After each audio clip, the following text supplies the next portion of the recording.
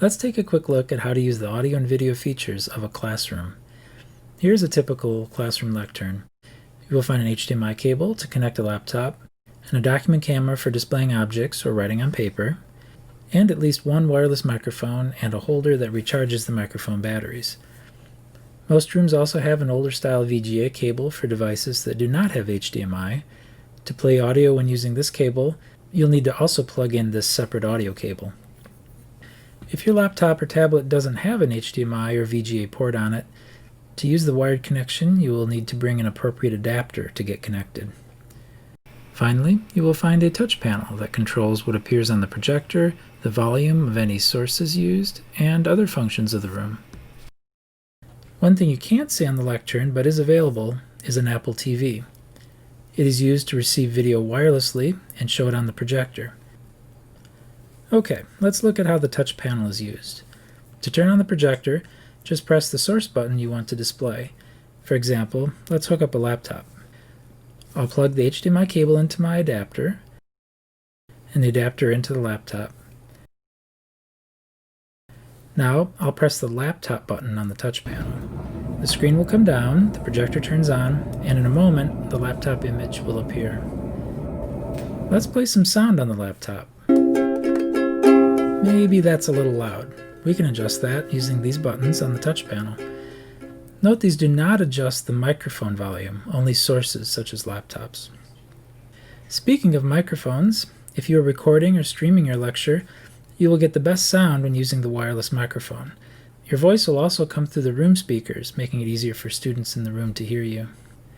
To use it, just remove it from the charger, clip the microphone about 6 inches below your chin, and power it on by sliding this power switch all the way over. Some models, like this one, have a middle position that mutes the sound, so you'll want to avoid that. Back at the touch panel, the other source buttons work the same way as the laptop button. For example, let's switch to document camera.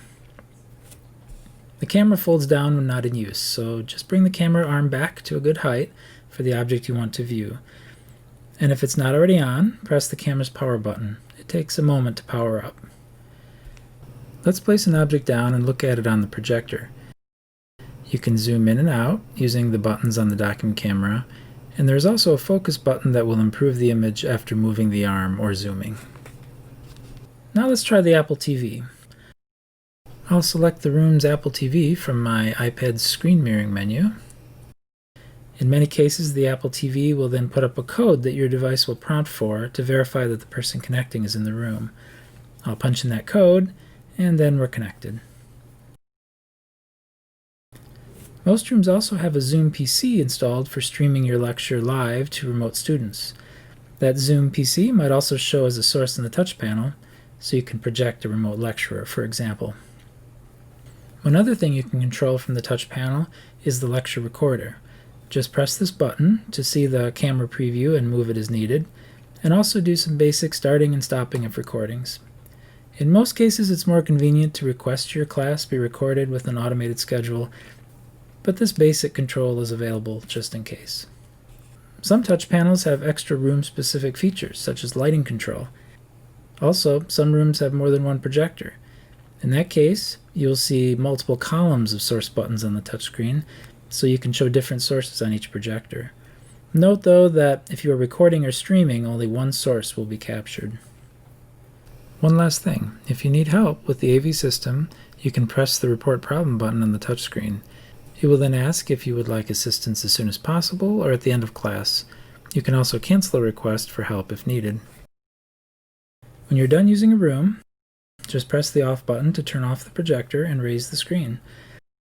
Also, if you use the wireless microphone, please turn it off and return it to the charger so it has power for the next time you need it.